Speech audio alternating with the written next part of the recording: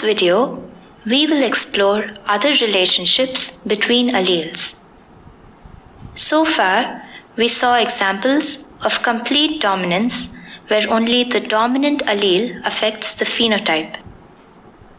There are also cases where both alleles can have an effect on the phenotype.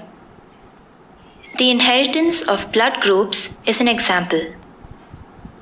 If a person has two alleles for blood group A, they will have blood group A. If they have two alleles for B, they will have blood group B. In someone with one A allele and one B allele, both the alleles are expressed together. Neither allele is suppressed. Their blood cells have the characteristics of blood group A and the characteristics of blood group B. We call this blood group AB. The A and B alleles are said to be co-dominant. But there is another allele for blood group in the population, allele O. Each of us has only two alleles, which can be any combination of these three. When there are multiple possible alleles for a gene, each pair of alleles can have a different dominance relationship. We've already seen that A and B are co-dominant. A person with one A and one B has blood group AB. It turns out that A is completely dominant over O. Someone with one A and one O has blood group A.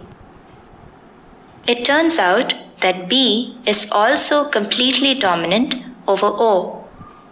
Someone with one B and one O will have blood group B. O is recessive to A and also recessive to B. This means that someone with blood group O must have two alleles for O. Let's look at the flower color of snapdragons. A plant with two red alleles will have red flowers. Two white alleles will produce white flowers. What about a plant with one red allele and one white allele? Here are some possibilities. If red was completely dominant over white, we would expect red flowers in heterozygous plants. If red and white flowers were co-dominant, we would expect bits of both homozygous phenotypes to be visible. If they were co-dominant, the flowers might have patches of red and patches of white. In reality, we get pink flowers. Since we get pink instead of patches of red and white, these alleles are not co-dominant. There must be a different relationship between these two alleles. It's as if the heterozygous phenotype was produced by mixing the two homozygous phenotypes, red and white. We get the intermediate color pink.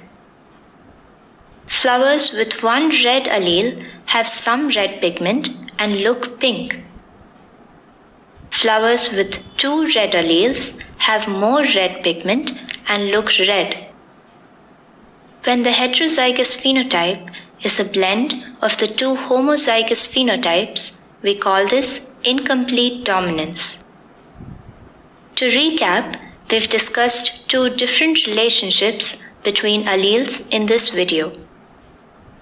The A and B blood group alleles are co-dominant. Both of them are expressed, giving all the characteristics of blood group A and all the characteristics of blood group B. Both the homozygous phenotypes are visible in the heterozygous phenotype. On the other hand, incomplete dominance produces a new heterozygous phenotype which is different from either homozygous phenotype. It is an intermediate of the two like pink snapdragon flowers, which look different from red or white flowers. You now understand how both alleles can affect the phenotype of a heterozygous individual.